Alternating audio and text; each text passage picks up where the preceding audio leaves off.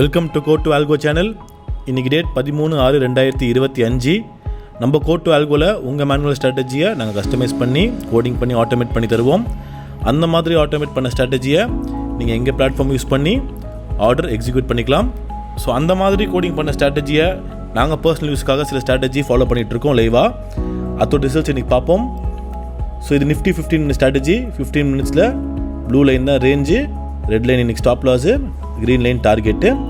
So இன்றைக்கி order எடுத்தது பார்த்தீங்கன்னா அரௌண்ட் 10-12 தான் ஆர்டர் எடுத்திருக்கு. ஆர்டர் எடுத்து நம்மளுக்கு ஸ்டாப் லாஸ் ஹிட் ஆகாமல் டார்கெட் வந்து ஒரு 12-17 போல் டார்கெட் ஹிட் ஆகிடுச்சு. ஒரு 1500 ப்ராஃபிட்டில் புக் ஆகிருக்கு.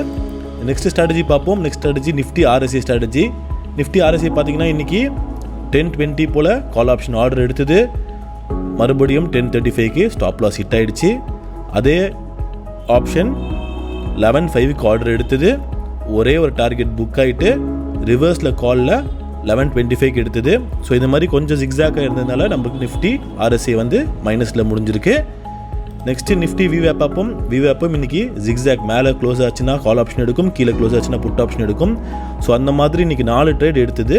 4 ட்ரேட் எடுத்ததுனால நம்மளுக்கு VWAP இன்றைக்கி போர்ட்ஃபோலியோ ரிஸ்க்கான 3000 ரீச் ஆகிடுச்சு. ஸோ 15 மினிட்ஸ் மட்டும் இன்றைக்கி ப்ராஃபிட். நிஃப்டி RSIயும் நிஃப்டி VWAPம் இன்றைக்கி மைனஸில் முடிஞ்சிருக்கு. நாளை ஒரு புது வீடியோவில் சந்திப்போம். நன்றி, வணக்கம்.